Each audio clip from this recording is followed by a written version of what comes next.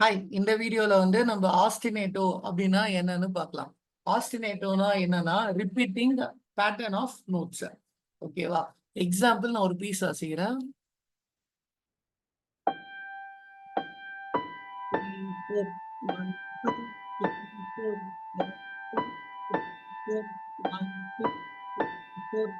இந்த பீஸ்ல பாத்தீங்கன்னா 1 2 3 4.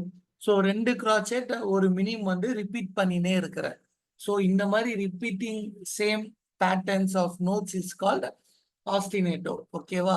நீங்க கிரேட் 2ல இல்ல மேல என்னென்ன படிப்பீங்கன்னா same set of notes but different, இல்ல same value of notes but different நோட்ஸ்ல வாசிச்சா ஒரு கம்போஸ் பண்ணுவீங்க. ஸோ அது வந்து மேல படிக்கிறது. எக்ஸாம்பிள்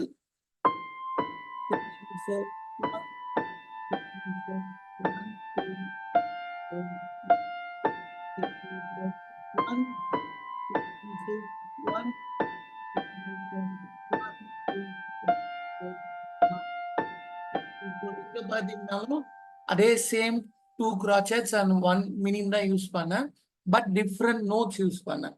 ஸோ இந்த மாதிரியும் ஆஸ்டினேட்டோஸ் வந்து நீங்க பார்க்கலாம். ஓகேவா?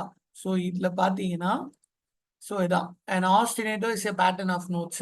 ஸோ ஒரு கிராச்செட் 2 மினிம், ஒரு மினிம், ஒரு கிராச்செட் ஒரு மினிம், ஒரு கிராச்செட் ஒரு மினிம், இதே ரிப்பீட் ஆகுது இல்லையா? ஸோ இந்த மாதிரி repeating patterns of notes is call ostinato. So உங்க புக்ல இருக்கிற கொஸ்டின்ஸ்ல மேல ஆஸ்டினேட்டோக்கு வந்து நீங்க மார்க் பண்ண போறோம் இந்த மாதிரி. ஸோ ஃபர்ஸ்ட் கொஸ்டின் இந்த மாதிரி சீக்வன்ஸா மார்க் பண்ணணும். ஸோ இதை வந்து சீக்வன்ஸ்னு சொல்லுவீங்க.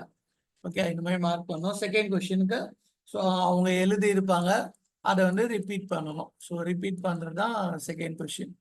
ஓகே, ஸோ ஆஸ்டினேட்டோனா ரிப்பீட், முக்கியமா ஞாபகம் வச்சுக்க வேண்டிய வேர்ட். ஓகே, சரி, டவுட் இருந்தா மெசேஜ் பண்ணுங்க. தேங்க்யூ.